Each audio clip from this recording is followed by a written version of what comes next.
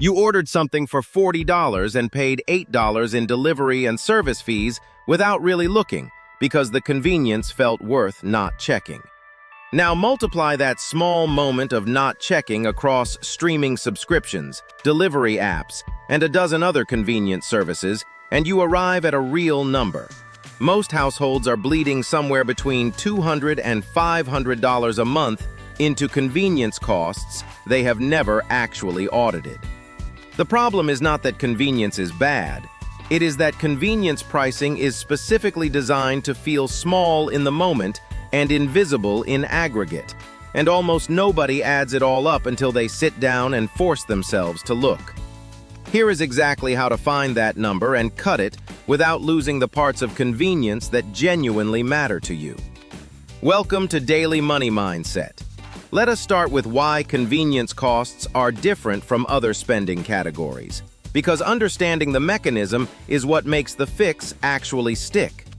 Subscription and delivery pricing is deliberately structured around small, recurring charges rather than large, noticeable ones, because behavioral research consistently shows that people evaluate a $15 monthly charge very differently than the same amount presented as a single annual charge of $180, even though they are mathematically identical.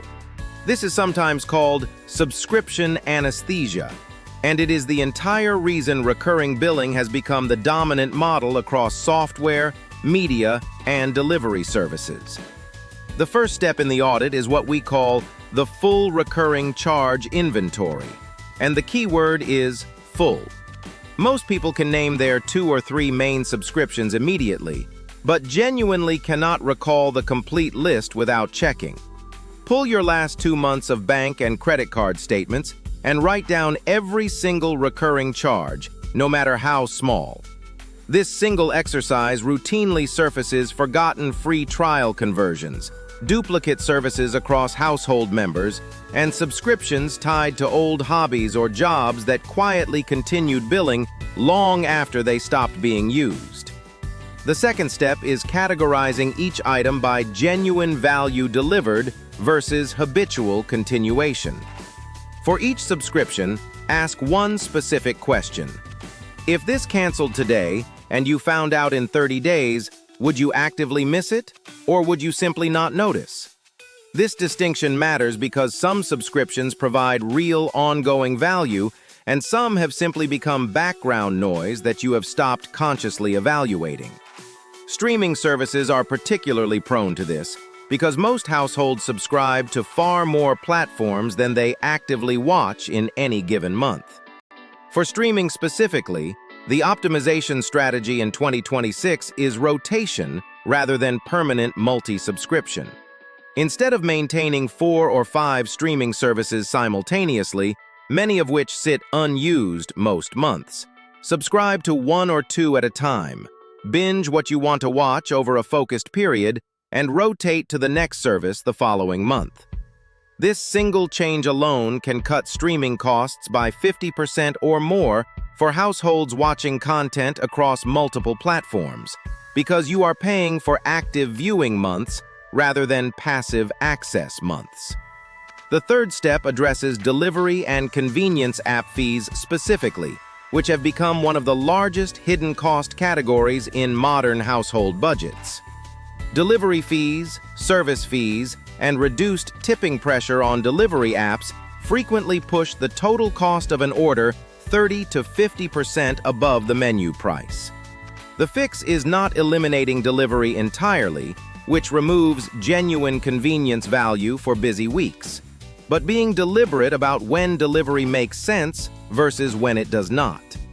A useful rule is reserving delivery for situations where the time saved has genuine value: a demanding work week, an illness, a specific time crunch, rather than using it as a default decision out of habit on an ordinary evening. The fourth step is auditing membership and loyalty programs, which often carry annual fees that get charged once and then forgotten for the rest of the year. Warehouse club memberships, premium delivery memberships, and various paid loyalty tiers all have a specific break-even point based on how much you actually use them. Calculate the actual savings or value you received from each membership over the past year against its cost. A membership that costs $140 annually needs to generate clear savings or value beyond that amount to justify renewal. And many people renew automatically without ever running this calculation. The fifth step is negotiating or downgrading rather than only canceling outright, because full cancellation is not always necessary to capture meaningful savings.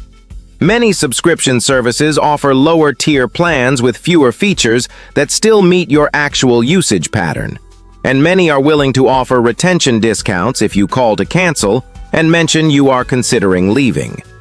This is the same mechanism behind automated bill negotiation tools we have covered before, and it works particularly well on entertainment and software subscriptions, where customer retention costs the company more than offering you a discount. Now let us talk about the psychological piece of this, because cutting convenience spending without addressing the underlying behavior tends to be temporary. The reason convenience spending creeps back after a one-time audit is that the underlying decision-making pattern has not changed. You are still defaulting to convenience options without evaluation. You have just temporarily removed a few specific subscriptions. The more durable fix is building a recurring quarterly review into your calendar, treating it with the same seriousness as reviewing your investment portfolio. A 15-minute quarterly review of all recurring charges catches new subscriptions before they become forgotten ones, and catches price increases that many services implement quietly and gradually. Let us address the quality of life concern directly, because this is the most common objection to cutting convenience spending. The goal here is not eliminating convenience or returning to a lifestyle that feels restrictive. The goal is making sure the convenience you are paying for is convenience you are actually consciously choosing and benefiting from, rather than convenience that has become invisible through subscription anesthesia. Most people who complete this audit find that they can cut 30 to 40% of their convenience spending without noticing any meaningful reduction in their actual quality of life, because the eliminated spending was going towards services they had genuinely stopped using or valuing. The dollar impact here compounds meaningfully over time. If a household identifies $300 a month in convenience spending that was providing little genuine value and redirects even half of that into savings or investments, that is $1,500 a year, which over a decade at reasonable investment returns becomes a substantial sum. Money that was never actually improving anyone's life, simply disappearing into recurring charges that nobody had stopped to evaluate. The broader lesson here applies beyond just subscriptions and delivery. Any recurring cost, structured as small, frequent charges, deserves periodic conscious evaluation, because the entire design of modern convenience pricing depends on you never adding it all up. Once you do the addition, the decisions about what to keep and what to cut tend to become obvious.